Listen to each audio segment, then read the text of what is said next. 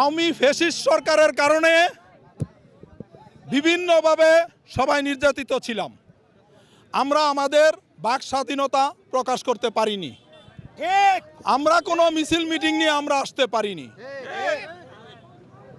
আল্লাহর রহমতে এই ছাত্র জনতার আন্দোলনের মাধ্যমে ফ্যাসিস্ট সরকারের পতন হয়েছে।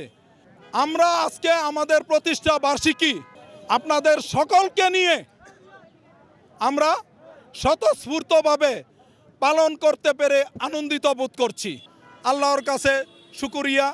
আর এই ফ্যাসিস্ট সরকারের যেই চেলা চামুন্ডারা আছে, তার প্রেতাত্মারা আছে, তাদেরকে অবশ্যই আমরা আইনের আওতায় এনে তাদেরকে উপযুক্ত শাস্তি প্রদান করব।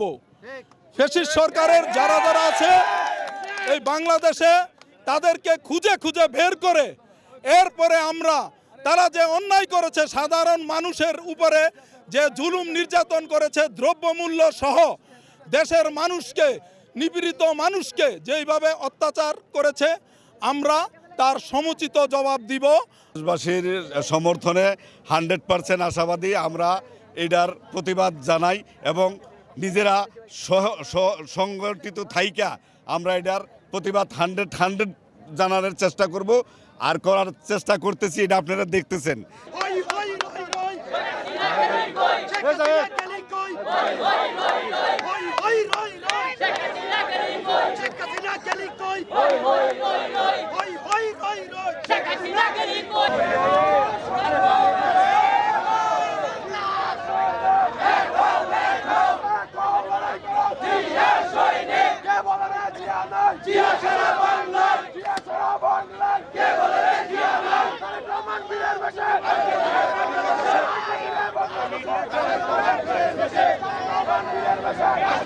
বাংলাদেশে